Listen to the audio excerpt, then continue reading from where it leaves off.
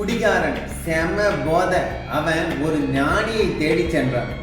ஞானியிடம் சென்று, நான் பெரிய குடிகாரன் ஞானி, சாமி என்னை எப்படியாவது இந்த குடியிலிருந்து விடுவிக்கணும், அதுக்கு ஒரு ஐடியாவை, அதுக்கு ஒரு யோசனையை நீங்க தான் சொல்லணும் அப்படின்னு அவன் கேட்க, அந்த ஞானி, நீ இன்று போய் நாளை மதியத்திற்கு மேல் வா, நான் உனக்கு அந்த ஐடியாவை சொல்கிறேன் என சொல்லி அனுப்பிவிட்டார்.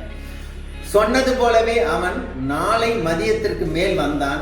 அவர், அந்த ஞானி, அந்த சாமியார் ஒரு தூணை பிடித்து கொண்டு என்னை விட்டுவிடு, என்னை விட்டுவிடு என கத்தினார். அப்பொழுது அந்த குடிகாரன் பார்த்து விட்டு சொன்னான், சாமி நீங்க ஒரு ஞானி, நீங்க தூணை பிடிச்சிக்கிட்டு தூணுகிட்ட போய் என்னை விட்டுடு விட்டுடுன்னு சொல்றீங்களே, நீங்க தூணை விட்டுட்டா விட்டுடும் அவ்வளவுதானே அப்படின்னு சொன்னான். அப்ப அந்த ஞானி சொன்னார், அதே போல நீயும் குடியை நீதானே போய் குடிக்கிறாய், குடிகாரன் என்று நீயேதானே உன்னை சொல்கிறாய், குடியை நீ விட்டு விட்டால் குடி உன்னை விட்டு விடும் அல்லவா என்று சொன்னார்.